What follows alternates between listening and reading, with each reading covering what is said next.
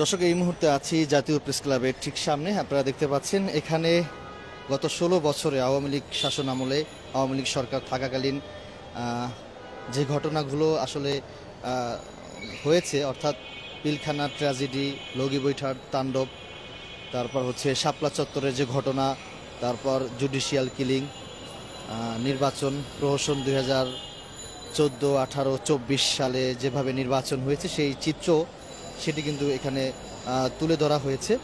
আমরা সেটি আসলে দেখানোর চেষ্টা করছি। এখানে যদি একটু দেখাই আপনাদেরকে, এখানে একটি কুকুর কিন্তু এখানে নীরবে বসে দেখছেন, সেই চিত্র কিন্তু এখানে তুলে ধরা হয়েছে। অর্থাৎ 2014, 2018, 2024 সালে যে নির্বাচন হয়েছে সেই নির্বাচনে আসলে মানুষ, আওয়ামী লীগের যে কর্মী বা নেতাকর্মীরা যেভাবে ব্যালট পেপারে নৌকা মার্কায় ভোট দিয়ে ব্যালট পেপারে রেখেছেন সেই চিত্র কিন্তু এখানে তুলে ধরা হয়েছে। এবং সেই ভোট কেন্দ্রে কিন্তু প্রাণী যেভাবে বসেছিলেন, যেভাবে তিনি দেখেছেন সেই চিত্র কিন্তু এখানে তুলে ধরা হয়েছে। অর্থাৎ 2014, 2018, 2024 সালে যে নির্বাচন যেভাবে হয়েছে, এখানে মানুষকে মারধর করা হয়েছে বা ব্যালট পেপারে আগুন ধরানো হয়েছে, সেই চিত্র কিন্তু এখানে তুলে ধরা হয়েছে। এবং এখানে আমরা দেখতে পাচ্ছি গুম, খুন, ধর্ষণ সবকিছু মিলে যে ঘটনাগুলো ঘটেছে সেই চিত্র কিন্তু এখানে তুলে ধরা হয়েছে। এটি মূলত জাগ্রত জুলাই এবং জুলাই ঐক্যের উদ্যোগে মূলত এই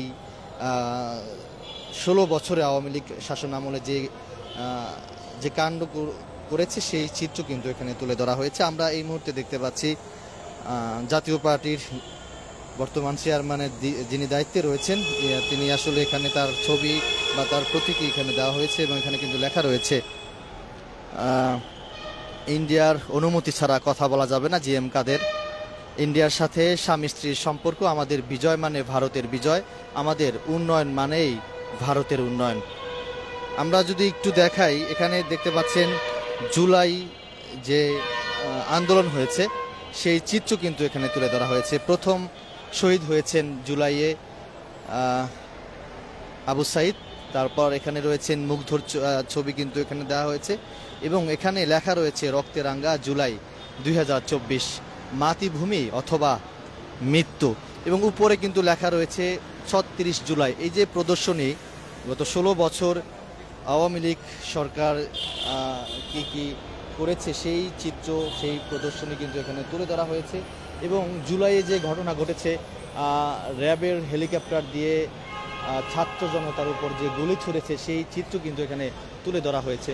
আমরা যদি সর্বশেষ যে চিত্রটি যদি একটু আপনাদেরকে দেখাই, এখানে কিন্তু আন্তর্জাতিক অপরাধ ট্রাইব্যুনাল যে প্রতীকী সেটি কিন্তু এখানে তৈরি করা হয়েছে। অর্থাৎ সাবেক প্রধানমন্ত্রী শেখ হাসিনার যে প্রতীকীর যে ফাঁসির মঞ্চ, সেই ফাঁসির মঞ্চ কিন্তু ইতিমধ্যে এখানে তৈরি হয়ে গেছে। সেটি যদি একটু আপনাদেরকে দেখাই, আপনারা দেখতে পাচ্ছেন শেখ হাসিনার প্রতিকৃতিতে যে ফাঁসি হবে সেই জায়গায় আসলে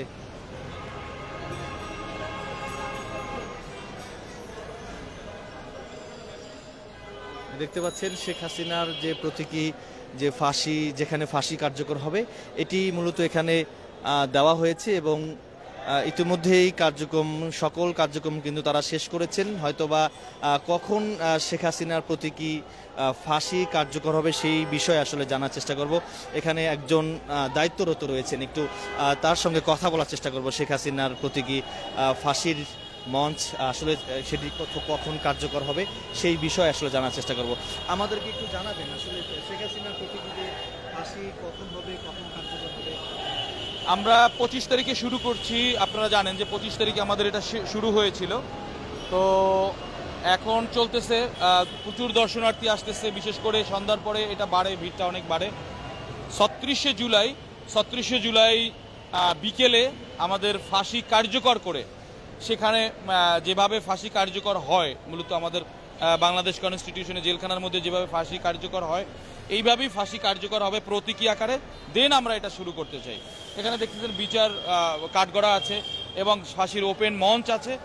আমরা তাকে ঝুলিয়ে প্রতীকীভাবে ফাঁসির রায় কার্যকর করব, আর কি ফাঁসি কার্যকর করব।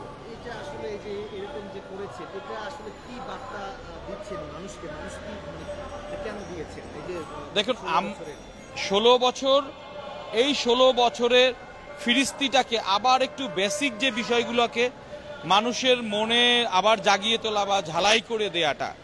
আবার দেখা গেল যে যারা এখন নতুন প্রজন্ম আছে তারা হয়তো বা 28শে অগস্ট সম্পর্কে অনেকে জানে না বা দেখে নাই, যাদের বয়স কম। হ্যাঁ, তো আমরা একই মানে কি বলে গ্যালারিতে বেসিক জিনিসগুলোকে অল্প অল্প অল্প করে নিয়ে আসতে চেয়েছি, যাতে করে অ্যাট এ গ্লাস সবাই বুঝতে পারে যে আসলে এই 17 বছরে কি কি হয়েছিল। যদিও বেসিক অনেক কিছু আমাদের বাদ পড়েছে, এটা আসা উচিত ছিল। আমরা শুরু করেছিলাম হাসিনার বেডরুম থেকে শুরু করে, যে হাসিনার আমাদের যে মুক্তিযোদ্ধা রিন্টু যিনি পিএস ছিলেন হাসিনার, উনি বলতো যে আসলে কীভাবে মদ্যপান করতো এবং জিন্দিগি জিন্দিগি গান গাইতো। সেই থেকে শুরু করে হাসিনার বেডরুম, এরপরে 28শে অগস্ট লগি বৈঠার যে তাণ্ডব দেখেছি আমরা, রাইট, এটা এতগুলো ধরেছি। আমরা চেয়েছিলাম যে এই যে সময়ের ধারাবাহিকতাটা আমরা রক্ষা করতে। তো এরপরে পিলখানা, শাপলা চত্বর, ওয়ান বাই ওয়ান আমরা শেষ পর্যন্ত 24শে জুলাই এবং আন্তর্জাতিক অপরাধ ট্রাইব্যুনাল এবং ফাঁসির কাস্টডি এটা শেষ করেছি। 36 জুলাই অর্থাৎ 5ই আগস্ট শেখ হাসিনার প্রতীকী যে ফাঁসির মঞ্চ তৈরি করা হয়েছে, এখানে ফাঁসি কার্যকর করবেন। এটার টাইমটা কয়টা বাজে বলছেন? আমরা চাচ্ছি এটা সন্ধ্যা 6টায়। সন্ধ্যা 6টায় আমরা ফাঁসির রায় কার্যকর করব। তো এখানে তো আরো গেস্টরা আসবেন, বিভিন্ন বাংলাদেশের স্বনামধন্য যারা আছেন, সুশীল সমাজ অনেকেই আসবেন এখানে, এবং এখানে যারা জুলাই যোদ্ধা তারাও অনেকে আসবেন এখানে। তাদের সামনেই ফাঁসির রায়টা কার্যকর করা হবে এবং ফাঁসি কার্যকর করা হবে। জি, শেখ হাসিনার প্রতীকী। তো দেখি, আশা করি আমরা 6টায় ইনশাল্লাহ সন্ধ্যা 6টায় আমরা এটা কাজটা করতে পারবো। দর্শক যেমনটি শুনছিলেন, 36 জুলাই অর্থাৎ আগামী মাসের 5ই আগস্ট শেখ হাসিনার প্রতীকী ফাঁসির কার্যকর হবে, এমনটি কিন্তু একজন এখানে দায়িত্বরত যিনি রয়েছেন তিনি আসলে আমাকে জানিয়েছেন। এই মুহূর্তে আপনারা দেখতে পাচ্ছেন জাতীয় প্রেস ক্লাবের সামনে শেখ হাসিনার ফাঁসির মঞ্চ ইতিমধ্যেই তৈরি হয়ে গেছে এবং এখানে আন্তর্জাতিক অপরাধ ট্রাইব্যুনাল, এখান থেকেই মূলত রায়টি আসবে এবং সেই ফাঁসির কার্যকর এখানে হবে। অর্থাৎ আগামী 36 জুলাই অর্থাৎ আগামী মাসের 5ই আগস্ট সন্ধ্যা 6টা বাজে শেখ হাসিনার প্রতীকী ফাঁসি কার্যকর হবে।